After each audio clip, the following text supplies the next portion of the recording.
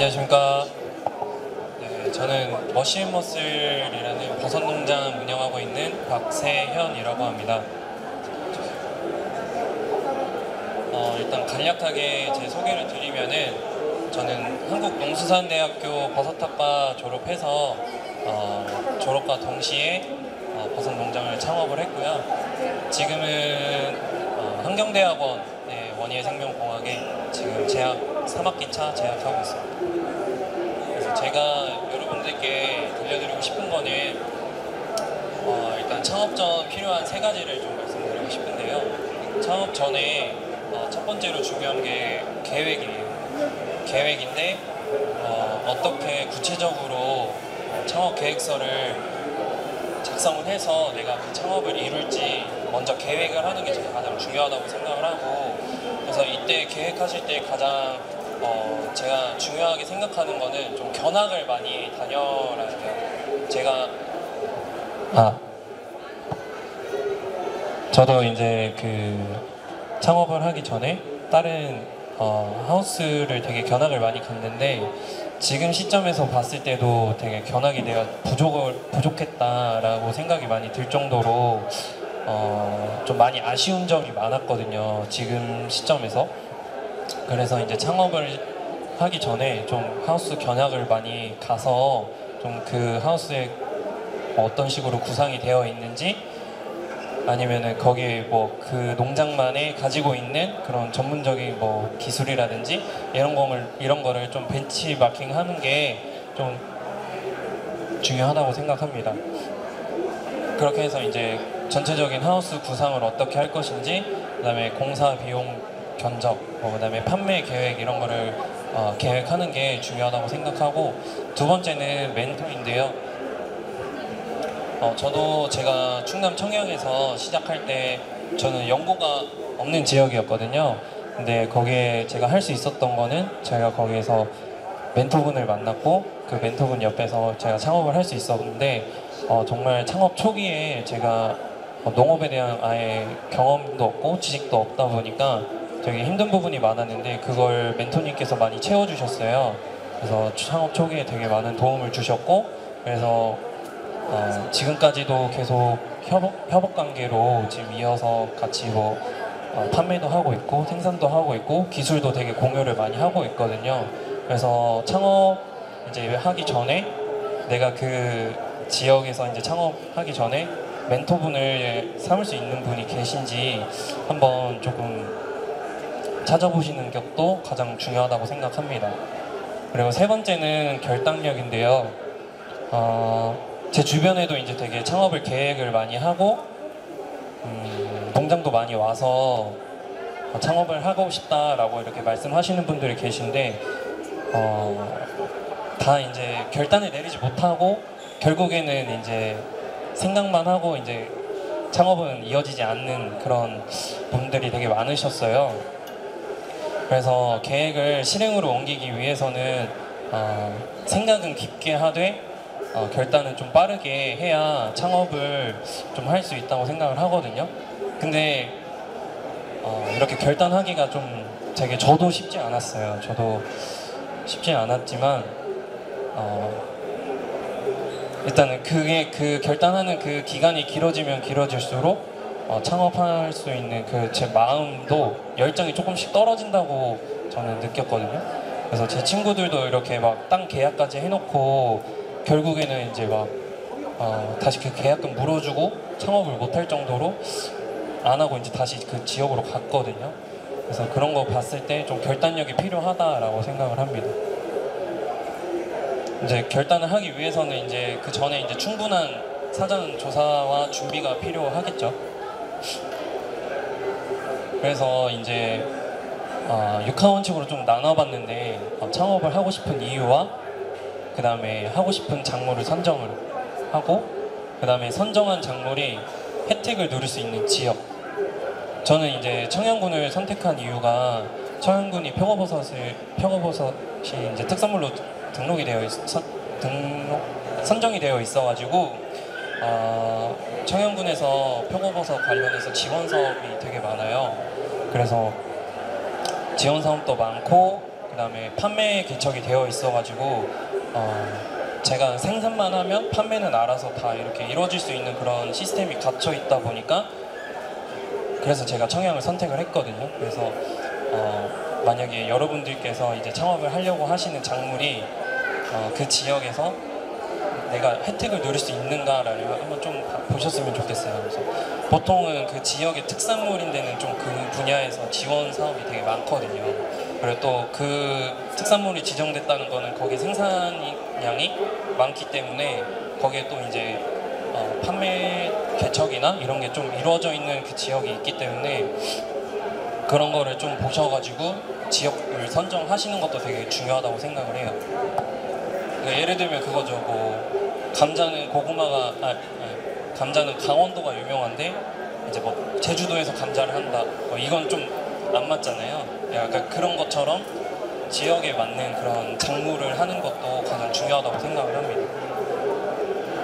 그리고 이제 아까 말씀드렸다시피 멘토를 지정할 사람이 있는지 진짜 위기 순간이 되게 많이 찾아오거든요. 혼자서는 감당 안 될 그런 순간들도 찾아와서 그 순간에 도움을 요청할 수 있는 사람이 정말 옆에 있다는 거는 너무나도 감사한 일이고 꼭 있어야 하는 존재입니다. 그리고 구체적인 사업 계획 수립과 뭐 구체적으로 뭐 하우스는 몇 동을 구축할 거고 뭐 판매는 어떻게 할 건지 이런 계획 수립을 좀 하시고 그다음에 마지막에는 이제 창업 시기를 언제로 정할 건지 이렇게 창업 전에 이렇게 계획을 세워 보시고요. 저는 이제 25살에 경기도 수원에서 충남 청양으로 귀농을 해서 창업을 했습니다. 아직도 부모님은 경기도 수원에 있고요. 저 혼자 내려와서 버섯 농장을 지금 4년차 운영하고 있습니다. 그래서 머신머슬이라고 이렇게 이름을 지은 이유는 건강과 다이어트를 같이 할 수 있는 방법을 모색을 하다가 되게 버섯에 가지고 있는 포만감과 다양한 기능성 물질이 되게 운동과 또 되게 조화롭다라고 생각해서 머신머슬로 이름을 지었고요. 그래서 저는 표고버섯 2만 개로 처음에 창업을 했는데 그 이야기를 좀 들려드리도록 하겠습니다. 그래서 저는 이렇게 표고버섯을 창업을 했을 때 좀 5년간 이렇게 계획을 좀 세워봤어요. 내가 5년 동안 어떻게 이렇게 농장을 운영을 하겠다 이렇게 해서 계획을 세워봤는데 처음에는 2020년도에 세웠던 건데 표고버섯을 연간 저희는 상면 배지로 이렇게 표고버섯을 수확을 하는데 그거를 배지를 5만 개를 하겠다라고 이렇게 계획을 세웠었고 그 다음에 아무래도 시설 하우스다 보니까 연간 표고버섯을 생산을 해서 생산량을 연중으로 이렇게 하겠다. 그리고 그와 표고와 동시에 모기버섯을 연간 2만 개 재배를 하겠다. 이렇게 계획을 세웠었어요. 이렇게 점차 이렇게 계획을 세우니까 확실히 계획을 안 하고 이렇게 재배하는 것과 계획을 하고 재배하는 건 좀 많이 차이가 있잖아요. 저는 지금 표고버섯과 백목이버섯과 그다음에 흑목이버섯 이렇게 세 가지를 혼자 지금 재배를 하고 있습니다. 그래서 저는 이제 좀 다양한 다품목 버섯을 생산을 해서 포장에 좀 다양성을 주고 싶어서 이렇게 지금 다품목으로 재배를 하고 있고요. 아무래도 창업농이다 보니까 규모가 처음에는 작잖아요. 그래서 기존에 좀 규모가 큰 농가들과 비교를 했을 때 내가 이 농장과 나만의 농장에 좀 차별화를 어떤 걸 둘 수 있을까? 내가 똑같이 표고버섯을 생산량을 늘려서 그런 규모 큰 농장을 따라가는 게 맞는가? 아니면 나는 좀 차별화를 둬서 나만의 농장의 색깔을 만드는 게 맞는가라고 생각을 했을 때 저는 저만의 색깔을 잡자, 나만의 그런 트렌드를 잡자 해서 좀 다양한 품목을 생산을 해서 좀 그쪽 다른 농장과 차별화를 두고 있고요. 그래서 2020년에는 창농 준비와 바로 창업을 시작을 했고 그 다음에 2021년에는 아무래도 처음 시작했을 때 생산이 좀 많이 아무래도 지식이 없다 보니까 좀 시행착오를 많이 겪었어요. 아무리 뭐 버섯학과를 나왔다고 하더라도 현장의 경험은 너무나도 다르기 때문에 좀 시행착오를 많이 겪어서 이제 재배의 안정화를 좀 두기 위해서 좀 노력을 많이 했고요. 그리고 2022년에는 저희가 판매를 거의 뭐 공선회나 아니면 가락동 시장에 이렇게 도매로 냈었는데, 도매보다는 소매 위주로 좀 내보자 이렇게 해가지고 좀 SNS 활동도 많이 하고 좀 홍보 위주로 좀 많이 했던 것 같아요.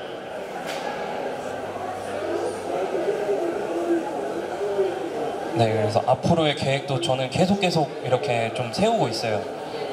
2023년, 2024년 해가지고 마지막에는 이제 배지 공장도 제가 직접 생산을 하고, 그다음에 뭐 가공 상품도 개발하겠다 이런 식으로 영역 목표를 계속 적고 있고요. 뭐 SWOT 분석, 사실 이게 농부지만 뭐 회사처럼 이렇게 다 하고 있거든요. 근데 이런 식으로 해야 사실 이거를 다 지금 제가 만든 걸 다 기반으로 지원 사업을 신청을 해요. 네, 지원 사업을 받을 때 저는 이런 식으로 만들어서 발표를 하거든요. 그래서 저희 농장의 강점, 약점, 기회, 위협 이렇게 하고요. 일단은 강점은 저는 뭐 버섯 학과를 졸업을 해가지고 창업을 했기 때문에 좀 여러 가지 버섯을 다 한 번씩 재배를 해봤어요. 뭐 연구소에서도 해봤었고, 그래가지고 이제 다양한 버섯을 재배할 수 있기 때문에 다품목으로 이렇게 버섯을 재배할 계획을 앞으로도 갖고 있고, 그 다음에 이제 언제든지 이제 조언을 얻을 수 있는 멘토님이 옆에 계신다라는 게 강점이고, 이제 약점은 아무래도 시설 투자 비용이 초반에 너무 많이 들었고, 토지도 없다 보니까 제가 매매로 하다 보니까 초기 투자 비용이 정말 많이 들었어요. 시설이랑 매매 비용에서 많이 들었었는데, 뒤쪽에 보시면은 네, 총 한 2020년도에 이제 3억 5천 정도 들었는데, 토지 구입에서 거의 1억 5천 정도 들었거든요. 그래서 절반 이상이 빠져나갔고 나머지는 다 하우스 짓는데 이렇게 투자를 했습니다. 그래서 매년 저는 그냥 뭐 이거를 바로바로 빚을 갚는 분도 계시지만 저는 그냥 계속 투자를 했어요.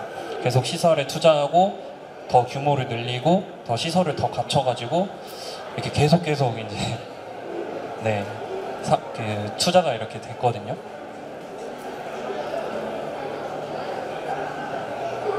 이렇게 투자 내용은 이렇게 총 한 4억 정도 들었었고요. 생산과 판매, 이게 제일 가장 중요한 거잖아요. 제가 2020년도에는 2만 개로 시작을 해서 생산량이 한 6톤 정도 됐었던 것 같아요.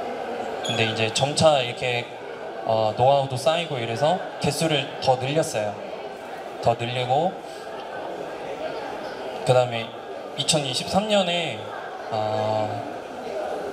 2022년에 이제 생산량이 많이 줄었는데, 제가 사실 이렇게 2021년 이렇게 해서 좀 되게 재배적인 것도 되게 좋고 판매도 되게 원활하게 잘 하고 있었는데, 2022년에 위기가 왔어요. 어떤 위기냐면 자연적인 그런 해충의 피해를 받아가지고 농장이 전체가 다 무너졌어요. 그러니까 배지가 다 무너졌어요. 표고버섯 배지가 다 무너져가지고 매출도 안 나오고 이렇게 표고버섯 생산할 수 없는 그런 시기가 왔었는데, 그때 이제 뭐 좀 위기였죠. 농장의 위기였지만, 그래서 이제 제가 그거를 농장을 다 비우고 표고버섯을 이제 다시 생산을 할 수가 없는 시기였는데, 그때 이제 다 빼놓고 소독을 해서 모기버섯을 그때 시작을 하기로 했어요. 전량으로. 그래서 표고버섯을 다 빼내고, 그리고 이제 모기버섯을 다시 시작을 해서 좀 그 위기를 빨리 바꿨던 것 같고요.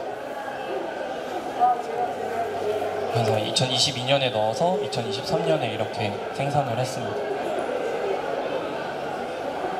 그래서 상품은 표고버섯 같은 경우는 주로 저희 청양군에서 운영하고 있는 봉선회 쪽 많이 이용하고 있고요.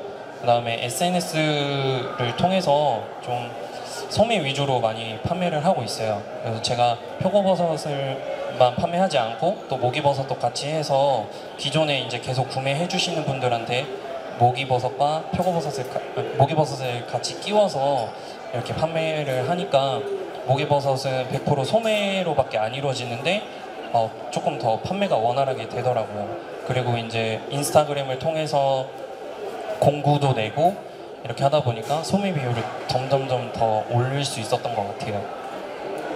그리고 제가 이제 그 전에는 제가 혼자 이렇게 하다 보니까 박람회의 중요성을 이렇게 몰랐거든요. 박람회 제가 직접 나와서 이렇게 판매하고 이런 거를 되게 중요한가? 아니, 이게 될까라고 생각을 했는데 제가 올해부터 박람회를 좀 많이 다니기 시작했거든요. 나와서 이렇게 막 판매도 해보고 또 이렇게 고객분들한테 이렇게 직접 홍보도 해보고 시식도 해보고 이러면서 저를 많이 알렸던 것 같아요. 근데 사실 그렇게 하지 않으면은 보통 다 이제 소비자분들이 이렇게 경기도 그다음에 수도권 분들이 되게 많이 구입을 해주시잖아요. 근데 이제 제가 항상 제가 로컬 이런 거는 거의 대전 뭐 이쪽권으로 나가고 있는데 거기에서의 소비보다는 수도권의 소비가 더 원활하게 이루어지더라고요. 그래서 올해부터 이제 다시 박람회를 서울로 이렇게 많이 다니기 시작하면서 주문도 더 많이 늘었고요. 그다음에 여기서 바이어분들도 많이 만나서 좀 판매를 소매 쪽으로 많이 하고 있어요. 요새는.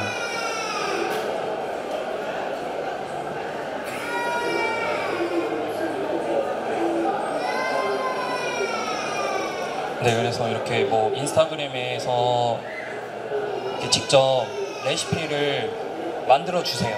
그러니까 직접 이렇게 요리를 해가지고 인스타그램에 올려서 태그를 해주시면은 저는 이제 그거 가지고 또 이렇게 요리 방법 하나의 레시피가 되고 저를 또 홍보할 수 있는, 그래서 이제 제가 홍보하지 않아도 직접 다 홍보가 되는 그런 구조로 지금 네, 마케팅을 하고 있고요. 네, 앞으로도 네, 이런 식으로 해서 더 다양한 버섯을 생산을 해서 더 이제 조금 상품의 다양성을 주고 그렇게 할 생각입니다. 혹시 궁금하신 거 있으시면 편하게 질문해 주세요.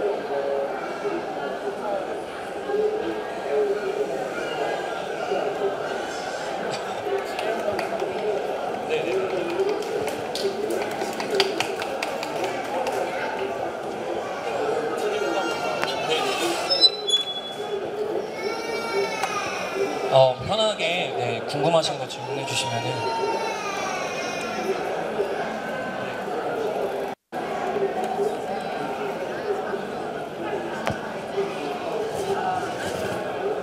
모기버섯 같은 경우는 가락동 시장에서도 판매가 안 돼요. 그러니까 도매인분들이 찾으신 분들이 없다 보니까 거기서 경매가 안 이루어지거든요. 그래서 도매도 올릴 수도 없고 그렇다고 이제 가락동에도 올릴 수도 없고 이러다 보니까 제가 직접 소매로 이렇게 판매하고 있어요. 그러니까 보통은 건조된 거는 많이 보셨잖아요. 근데 건조된 거 말고 저희는 생으로도 이렇게 판매하고 있는데 소비자분들이 이제 생으로 이렇게 모기버섯을 보는 거는 되게 좀 생소하고 또 못 보시던 거 보니까 더 선호를 하시더라고요. 건조된 거는 중국산 모기버섯을 좀 많이 보시고 하다 보니까 좀 흔한데 또 이렇게 생물로 보니까 또 생물로 이렇게 판매를 하면 더 좋아하시고 또 소매로도 판매할 때는 저는 제 주 타겟층 분들이 다이어트 하는 분들, 그 다음에 식단 하는 분들, 아니면은 그 비건 하시는 분들, 그분들을 위해서 좀 많이 판매를 하고 있어요. 그래서 그러다 보니까 이제 또 이제 취지가 이제 농장 이름이 머쉬앤 머슬이고 또 그래서 소비자 타겟층이 좀 그쪽으로 갔던 것 같아요. 판매가 모기버섯은 힘들어요. 표고버섯은 쉬운데 네.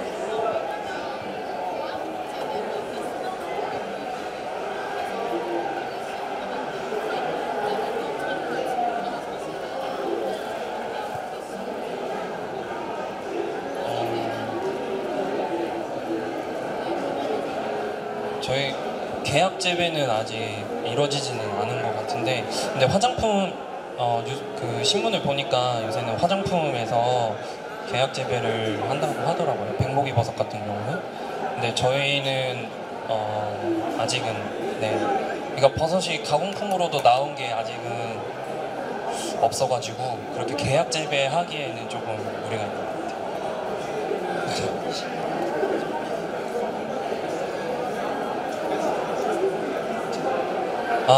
그게 어떤 상황이었냐면 그 해충이 그 표고버섯 배지를 분양을 받잖아요. 네.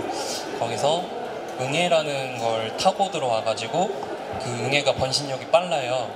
그래서 이제 그 하우스 전체를 다 이렇게 번식을 해가지고 네, 그게 번식하면 이제 오염이 많이 생기거든요. 그러면 이제 표고를 생산을 하고 뭐 관리할 때 그게 다 잡아먹어가지고 그 표고버섯균을 다 잡아먹어요. 그 균이. 네, 그래가지고 다 무너지게 돼서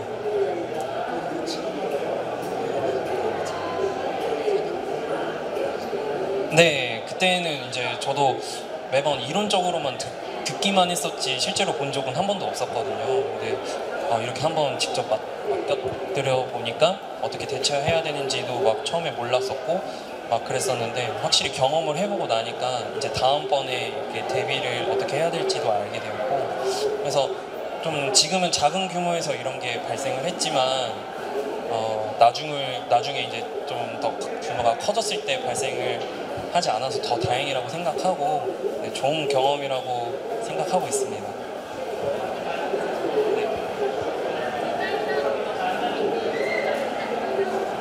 저는 생산, 판매, 포장, 마케팅 다 제가 합니다. 네, 그냥 혼자서 다 하고요. 초반에는 모든 걸 다 혼자 했어요. 지금도 거의 모든 걸 다 혼자 하고 있는데 이제 안 되겠더라고요. 이제 너무 힘들어가지고 그래서 디자인은 이제 회사에 맡겼고 디자인 회사에 전문적인 회사에 맡겼고 지금 판매도 좀 위탁 판매를 좀 하려고 하고 있어요.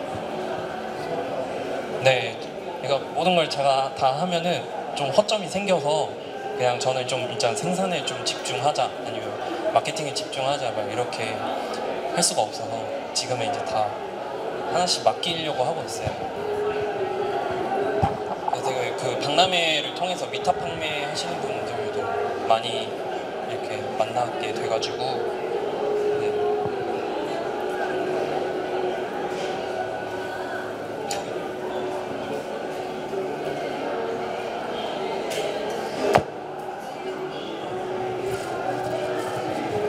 그렇죠.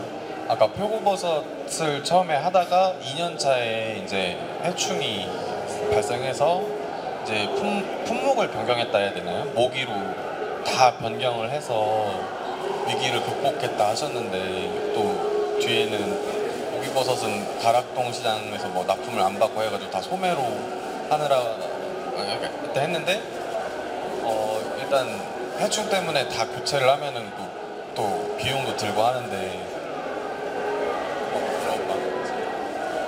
더 힘들지 않으셨어요? 초반에 정말 힘들었거든요. 그냥 그거를 정리하는 것조차 힘들었고 사실 이거는 보상을 받아야 되는 건데